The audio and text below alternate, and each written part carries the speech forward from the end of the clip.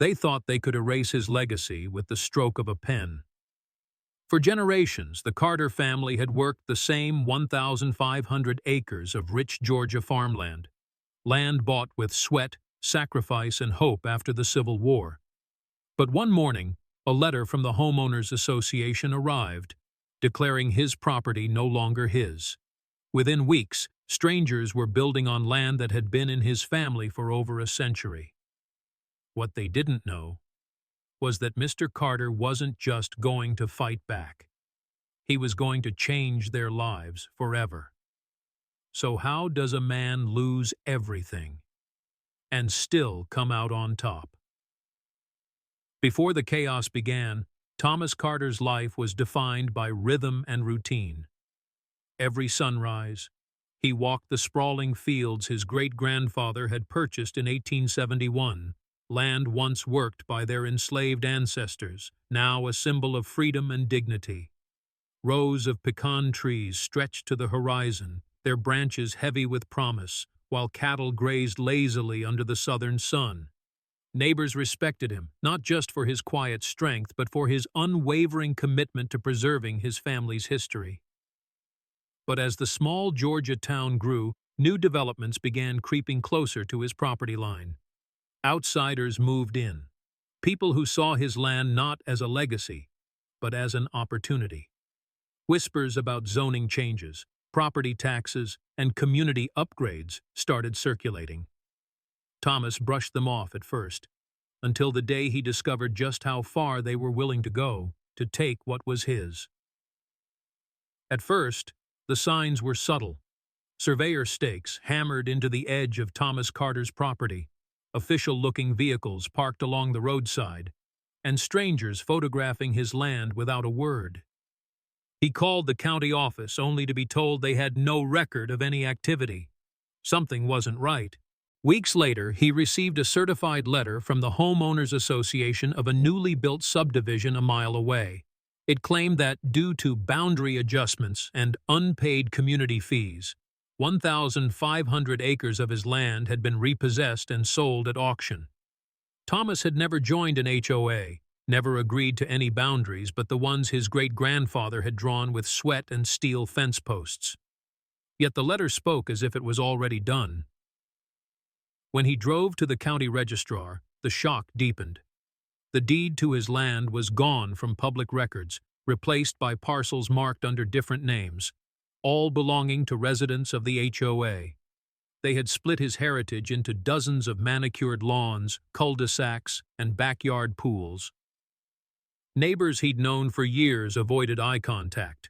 Rumors swirled about bringing in better value to the community. Behind closed doors, the whisper was louder. They didn't want a black man holding prime real estate in their midst.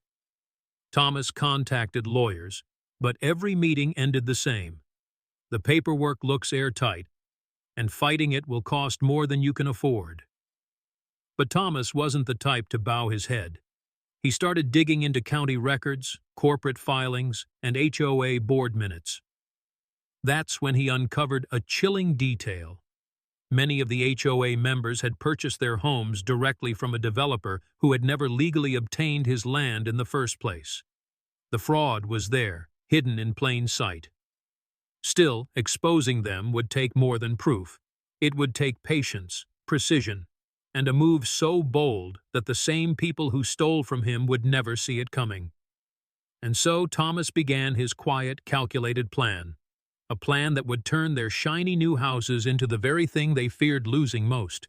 Thomas's plan came to life on a sweltering July morning. After months of digging, he had quietly purchased the debts of the HOA itself. Overdue maintenance loans, unpaid vendor contracts, even liens on their common properties.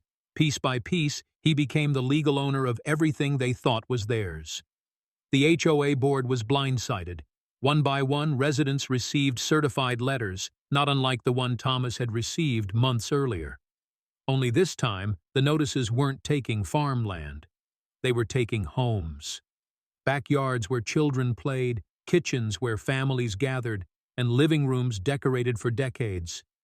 All now belonged to the man they had tried to erase.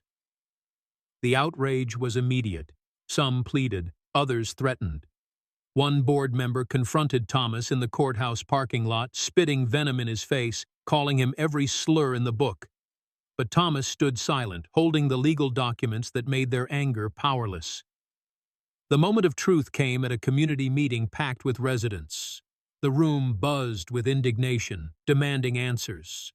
Thomas stepped forward, not to gloat, but to tell them exactly what they had done, how they had stolen a century of history from a black family, how they had hidden behind paperwork and prejudice, and now how that same paperwork had turned on them. Gasps filled the room when he announced his next move, one that would leave them in disbelief and force them to live with the same fear they had forced upon him. What Thomas said next would change not only their future, but the entire town's history. The HOA never recovered from that meeting. Within weeks, Thomas began the legal process of selling the very homes they had built on his stolen land. Not out of spite, but to fund scholarships, restore historical black farmland, and create community programs for underprivileged youth. Each sale was a public reminder that legacies cannot be erased by greed or prejudice. Some residents moved away quietly, unable to face the humiliation. Others stayed, forced to rent from the man they once tried to push out. The irony was sharp. They now lived under the care of the very person they had deemed unworthy of sharing their community. For Thomas, the victory wasn't in taking their houses.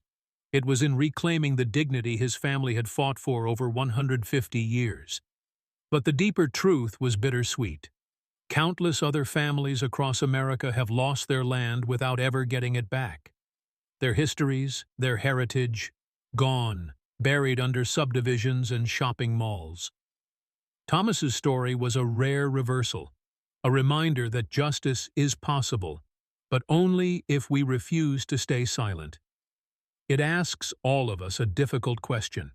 How many more legacies will be stolen before we decide enough is enough? And maybe that's the real lesson here.